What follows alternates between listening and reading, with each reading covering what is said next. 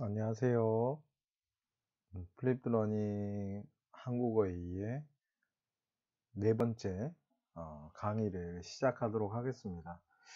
어, 네, 우리 지난번까지 이제 문법적 지식이나 뭐 혹은 활용적 지식에 대한 부분들을 이야기를 했고요.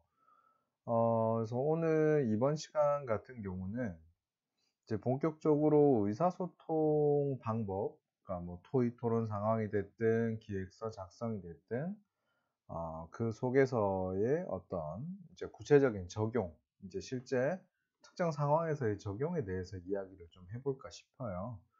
그래서 이제 이번 차수에는, 이번 1호 영상은 토의 토론과 관련된 이야기를 좀 해볼까 싶은데요. 굳이 토의 토론을 가져온 이유는, 뭐 여러 가지 이유가 있기는 있습니다만, 가장 중요하게 이야기를 할 수 있는 내용은 아마도 이 토의 토론과 관련된 부분들이 음, 이제 여러분들이 이제 만들고 있는, 개발을 하고 있는 프로그램 혹은 여러 그 사회적으로 굉장히 많이 지금 활용이 되고 있는 그런 프로그램들에서 결국은 학습자 간이 됐든 뭐 학습자와 교수자 간이 됐든 뭐 한국인과 외국인이 됐든 그 안에서의 일종의 뭐 설득적 뭐 혹은 협력적 그런 이제 의사소통과 관련된 부분들을 통해서 뭐 한국어나 한국 문화나 이런 것들에 대한 이해도를 높이는 전략들을 상당히 많이 취하고 있기 때문입니다. 실제로 저희가 뭐 유학생이나 뭐 또 뭐 여러 기관들에서의 뭐 이주민이나 혹은 음, 뭐 이제 그 귀화를 한 사람이나 이런 사람들을 대상으로 이제 한국어나 한국 문화에 대한 이해도를 높일 때 뭐 일종의 멘토 멘티 프로그램 같은 것들을 많이 활용을 하는데요. 그런 멘토 멘티 프로그램 같은 경우에도 결국은 그 소통을 하는, 뭐 물론 이제 대화라고 이야기를 할 수도 있겠습니다만 결국은 그들 사이에서 이루어지는 이런 토의 토론의 과정들 속에서 한국어나 한국 문화에 대한 이해도를 높이고 그런 것들을 중심으로 이제 뭐 모국어로서의 학습자가 됐든 뭐 매개 언어로서의 학습자가 됐든 서로 이제 한국어에 대한 이해도와 한국어에 대한 활용도를 높일 수 있는 그런 방향을 목적으로 하고 있다라고 생각을 하시면 될 것 같아요.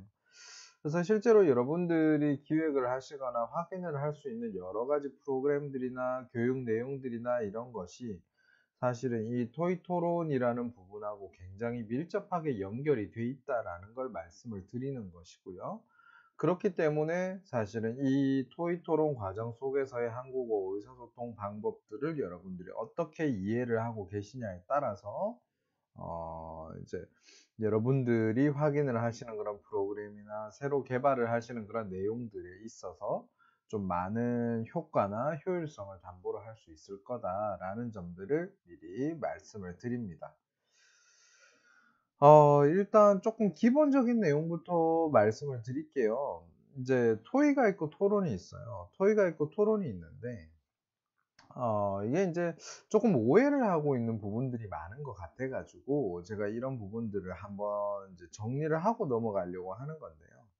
실제로 이제 사전상의 어떤 정의라는 것들을 가지고 이야기를 해 보면 토의 같은 경우는 이제 협력적 사고를 통해서 다양한 대안과 최선의 해결책을 협의하는 의사소통이다라고 이렇게 정의가 되어 있고요. 토론 같은 경우에는 긍정측과 부정측이 각기 자기 편의 주장을 받아들이도록 상대방을 설득하는 경쟁적인 방법이다라고 이렇게 정의가 되어 있어요. 그 밑에 뭐 심포지엄이나 패널 토의나 원탁 토의 같은 뭐 그리고 이제 일반 토론이나 교육 토론 같은 그런 구체적인 유형들은 당연히 개념이 다르게 설정이 되어 있기 때문에 서로서로의 특성에 맞게 이제 뭐 여러 가지 방법들이 구성이 되어 있다라고 생각을 하시면 될 것 같은데 일단 중요한 거는 토의는 이제 주 키워드가 되는 게 협력이라는 키워드고요. 토론 같은 경우에는 경쟁이라는 키워드가 주된 키워드가 된다라는 이야기인 거죠. 아마 이게 가장 일반적으로 토의어 토론의 개념을 나누는 기준이 될 거고요. 구체적으로 나눌 수 있는 실제적인 이제 차이를 이야기를 할 수 있는 부분이 아닐까 싶어요.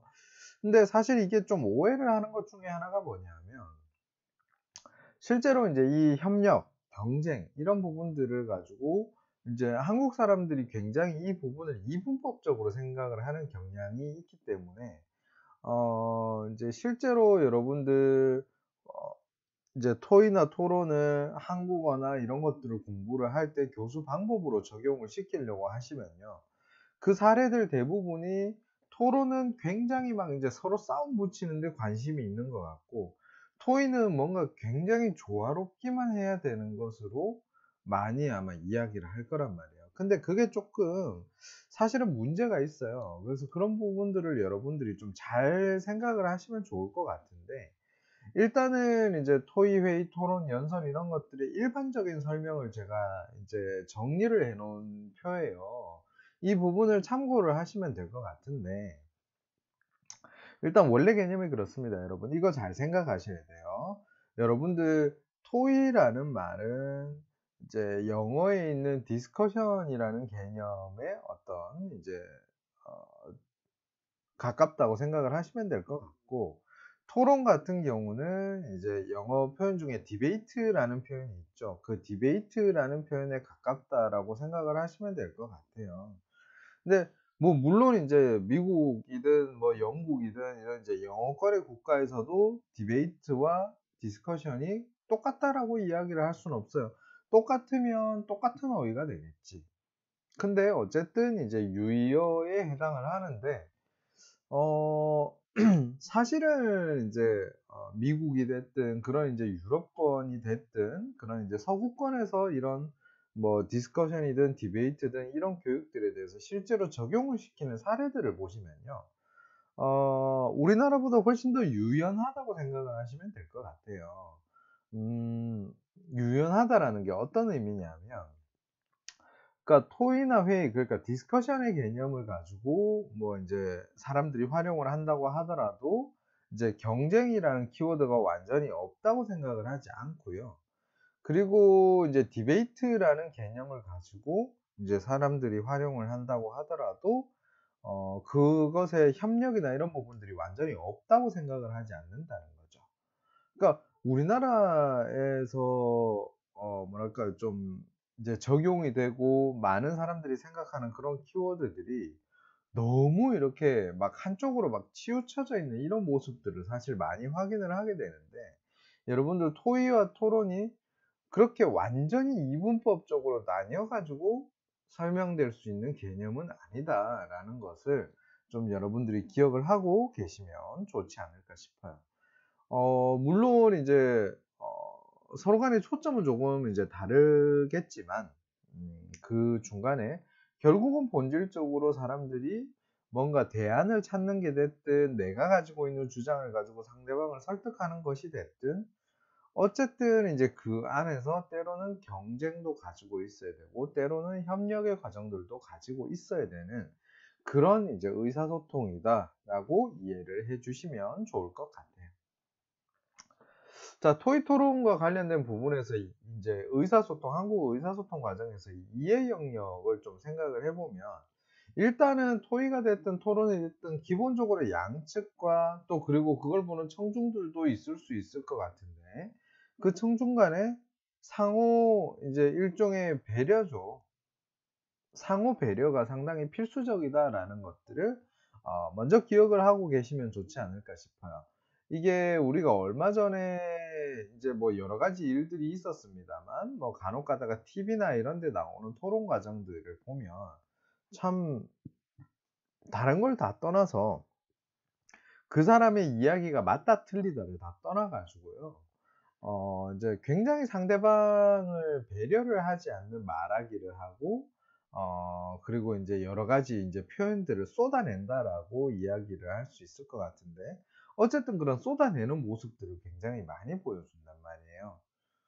근데 뭐 설득하는 게 됐든 뭐 상대방의 주장이 잘못됐다라는 걸 표현하는 것이 됐든 간에 어쨌든 여러분 기본적으로 토의 토론의 참여자 간의 충분한 이제 배려에서부터 이제 이 이해 영역이 됐든 표현 영역이 됐든 시작이 된다라는 것들을 좀 기억을 해 주시면 좋지 않을까 싶어요.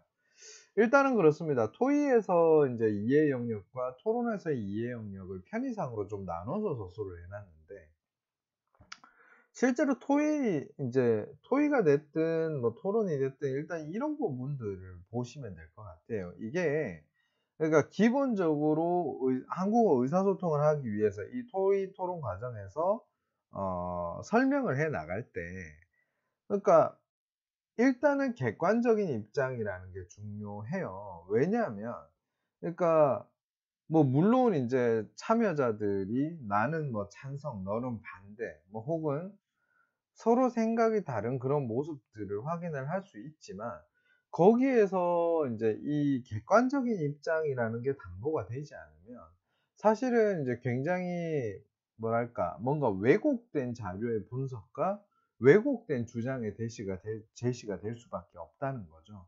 그래서 기본적으로 객관적인 입장을 가진 상태에서 내가 가지고 있는 어떤 그런 인제 근거나 증거나 이런 것들에 대한 분석이 이루어져야 된다라는 걸 말씀을 드리는 거고요. 그래서 그 안에서 인제 정확하냐, 타당성이 있느냐, 신뢰성이나 일관성이 있느냐라는 부분들을 인제 판단을 해야 된다라는 부분들을 인제 생각을 하시면 될 것 같아요. 인제 이런 이야기들이요. 여러분들 사회자냐 참여자나 청중이냐에 따라서 본질적으로 달라지는 게 아니에요. 음. 물론 인제 그 각각의 역할들이 다르기는 하겠지만 그 모든 사람들의 최종 목적은 어쨌든 토의라는 과정을 통해서 적절한 의사소통을 하는 것일 거 아니에요. 그렇기 때문에 여러분들 뭐 객관적인 입장을 가져야 된다, 정확성, 뭐 타당성, 신뢰성 뭐 이런 부분들이 이제 점검을 해 봐야 될 부분이다라는 게 단순하게 뭐 사회자는 이렇게 해야 돼, 참여자는 이렇게 해야 돼 라는 형태로 딱딱 나누어서 설명을 할 수는 없다라는 거 생각하고 계시면 좋지 않을까 싶어요. 자, 그리고 인제 표현 같은 경우에 사실은 토의와 토론이 최종적인 목적이 쪼끔은 다르기 때문에 이제 표현 영역에서의 주안점은 좀 다르다고 생각을 하시면 될 것 같아요. 일단은 그렇습니다. 일단은 여러분 토의에서는 인제 여러 가지 대안들 중에서 최선의 대안은 인제 서로 간의 의견 공유를 통해 가지고 이제 합리적으로 만들어 나가는 과정에 해당하기 때문에 이제 의견에 대한 정리나 충돌 조정이나 뭐 이런 부분들과 관련해서 합리적인 어떤 의견을 끌어내는 게 중요해요. 근데 토론 같은 경우는 사실은 정답이 나와 있는 형태의 어떤 그런 질문이나 뭔가 이것저것 뭐 모아 가지고 최선의 안을 만들어내면 되게 좋은 안이 나온다라는 개념은 아니에요. 그러다 보니까 인제 뭐 이제 반론 상황에서 뭐 새로운 논쟁이 시작되느냐 아니냐 그리고 인제 이 인제 반론이나 입론이나 이런 것들을 어떻게 평가할 거냐 이런 부분들에 사실은 표현이 초점이 맞춰져 있다라는 거죠. 두 개가 조금은 다른데요. 어쨌든 여러분들 실제로 이 인제 표현과 관련된 부분들, 토의 토론과 관련된 부분들을 전개를 하고 참여를 해 보시면요. 사실은 거의 대부분의 여러분들이 실생활에서 만나는 토의나 토론 과정들은요.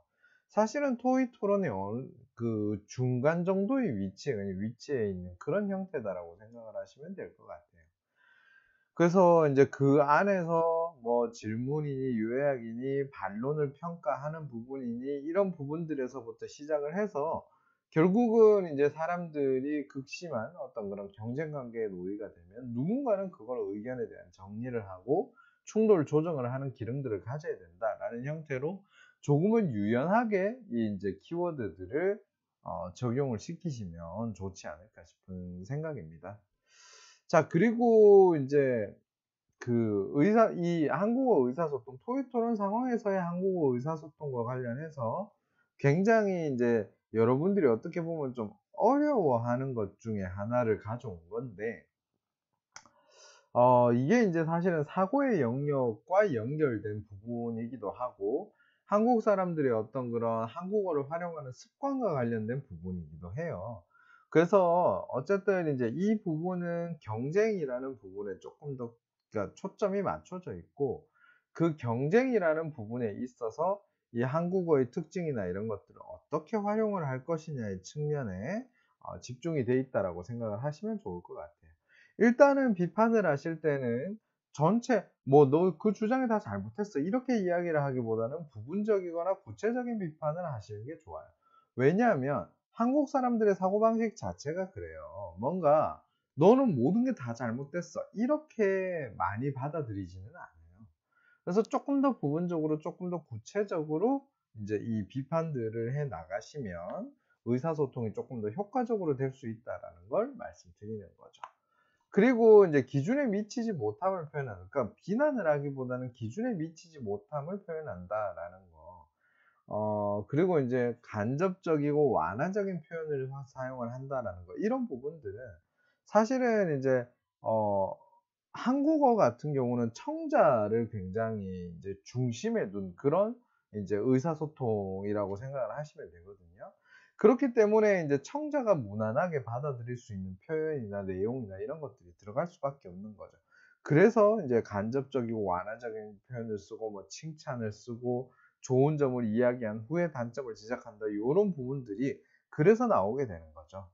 그리고 여러분들 인제 토익 토론 과정에서 의사소통을 하실 때 뭔가 사고를 전개를 시킨다면 구체적인 개선 방안까지 반드시 나오는 게 좋아요. 그래서 이런 부분들 사실은 인제 우리가 정리를 해서 설명을 하는데 이제 한국 사람들이 말을 하고 의사소통을 하는 그런 방식들이 이제 여기에 영향을 미치고 있는 형태다. 그래서 그런 부분들을 잘 고려를 해서 주장을 펴야 조금 이제 완성도 높은 그리고 설득력을 갖춘 그런 이제 의견들이 그러니까 의사소통들이 가능해질 거다라는 부분들을 말씀을 드립니다. 자 그러면 인제 내용은 이론 내용은 요 정도로 마무리를 하고요. 여러분들이 인제 토익 토론과 관련된 의사소통 상황들을 여러분들의 프로젝트에 인제 적용을 시켜 보시는 그런 생각들을 진행을 해 보시면 좋지 않을까 싶어요. 자 그러면 네 번째 영상 강의는 이것으로 마치도록 하겠습니다. 수고하셨습니다.